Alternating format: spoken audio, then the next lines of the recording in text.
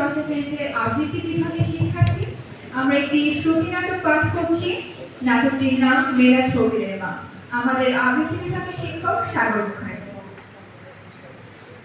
পলাশপুর গ্রাম বাংলাদেশের অনেক গ্রামের মধ্যে একটি। তেমন কোনো বিশেষত্ব নেই। অন্য আর ২-১০টা গ্রামের মতন এই গ্রামেও যথেষ্ট দারিদ্র্য আছে, কুসংস্কার আছে, শোষক শোষিতের চিরন্তন সংঘাত আছে। এই গ্রামেরই এক সম্পন্ন গৃহস্থ মুজাহিদ মণ্ডল, বয়স প্রায় ৭০, কিন্তু এখনো বেশ পাকাপুক্ত। আমাদের প্রকৃতির দিল খোলা লোক, সংসারে অভাব অভিযোগ নেই। মণ্ডলের সহধর্মিনী আলো বিবি, তার সংসারটা সত্যি আলো করে আছে। আলো বিবির বয়সও ৫০ থেকে ৬০-এর মধ্যে, কিন্তু তিনিও স্বামীর মতনই এখনো যথেষ্ট মজবুত। অদ্ভুত এক ব্যক্তিত্বের অধিকারী এই মহিলা। তিনি যেন মুজাহিদ আলীর সংসার ও জীবনটাকে একাই আগলে রেখেছে। মুজাহিদ আলীর ৩টি ছেলে। বড় ছেলে গ্রামে থাকে, তার নাম মেরাজ ফকির, বয়স ৪৫। সে এই গ্রামের ২ ফকির বা পীরের একজন। বিবাহিত এক কিশোর পুত্র ও এক যুবতী কন্যার জনক। মেজ ছেলে সিরাজ শহরে থাকে, সরকারি চাকুরে, ছিমছাম সংসারী।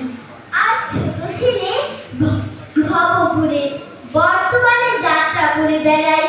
কাজী মুজাহিদ আলীর সংসারকে বড়ই বিচিত্র এক সংসার বলা যায়। চলে যাব, যেই দিকে ২ চক্ষু যায় চলে যাব। এই ৭০ বছরের জিন্দেগিতে যদি একটা দিন সময় মতন কলকি পাইতাম। আরে জনসাধারণ, ভুক্কারাও তো টাইমলি খাওয়া শিখল না, সেজন্যই তো দেশের কোনো উন্নতি হইল না। কই গো, কলকিটা দিবা না? দেশের উন্নতি আরো পিছায় গেল। আলিমদ্দি, বসির মিয়া, মানুর মা, বাড়িতে কি বজ্রপাত হয়েছে নাকি? কই রে? রোজ রোজ শাক সকালে এত চিল্লাচিল্লি করেন কেন? এত হুক্কা না খাইলে কি হয়? বয়স হয়েছে, স্বাস্থ্যের দিকেও তো নজর দেওয়া দরকার। ধোয়া খেয়ে খেয়ে তো কলিজাটাকে পচায় ফেলছে। শোনো আলো বিবি, দূর কি কম, পোলাপানের মতো না নাম ধরে রাখতে বারণ করছি। বলেন কি বলছিলেন? শোনো মেরাজ ফকিরের মা, পচা কলিজা নিয়ে যদি ৭০ বছর পর্যন্ত চালাইতে পারি, তাহলে আরো ৩০ বছর চালিয়ে সেঞ্চুরি পুরা করতে পারবো ইনশাআল্লাহ। কথা সেটা নয়, কথা হলো শহর থেকে আপনার মেজ ছেলে বৌনি গ্রামে বেড়াতে আসতেছে, সেটা খেয়াল আছে? ব্যবস্থাপত্র করছেন? মনে রাখবেন, আপনার শহরে বৌমা কিন্তু পাকা পায়খানা ছাড়া। কি বলেন? ছি ছি ছি ছি, এইসব কথা আলোচনা করতে না। আমি সব জানি, ব্যবস্থাও করে ফেলছি। এই নিয়ে আপনাকে পেরেশান হইতে হবে না।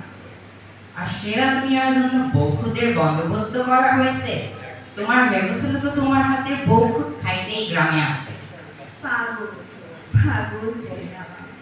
শহরে কত খানা পিনা, সব ফেলে আমাকে ছড়ুই একই বানায়। মা, তোমার হাতে বউখুদ খাবে।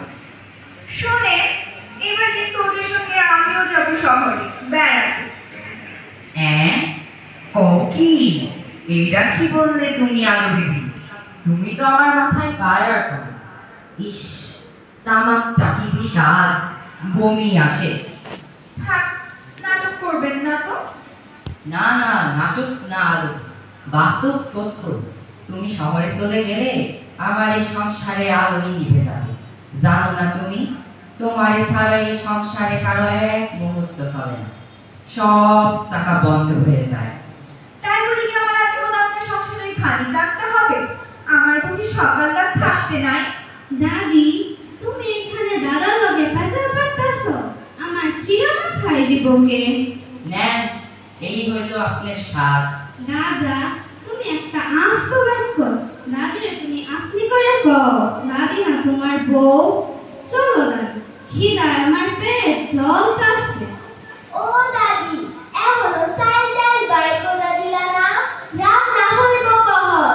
ওইদিকে বাজারে খালকা শুনতে যাবার সময় হইল, আসো জলদি। নেন, এই হইল আপনার আল্লাহ। হইল তো আপনার স্বাদ আল্লাহ পুরো হইল তো। এবার যান আলো বিবি, আমার সংসার আলো করেন গিয়া। বুবু, আমার দাদির নাম খানা পেলাম 1 নম্বর। দাদা কেমন সুন্দর করে ডাকে, আলো বিবি।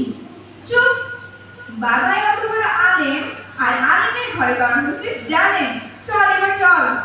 হক মাওলা, কে কে?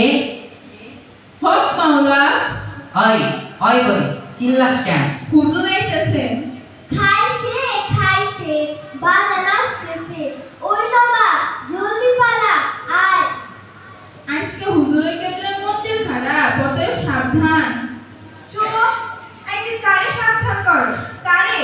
সকল পাকপাখালি, গাছগাছালি এবং সকল মনক জেনানা যারা হুজুরের কেবলার ত্রিসীমানায় আছে, সকলের সাবধান করি। হুজুরের কেবলা বহুত গরম ফকির, সাবধান না হইলে পুইলা ছাই হইয়া যাবে সব। এই চালা, তবে হুজুর আমার কি হয় বল দেখি।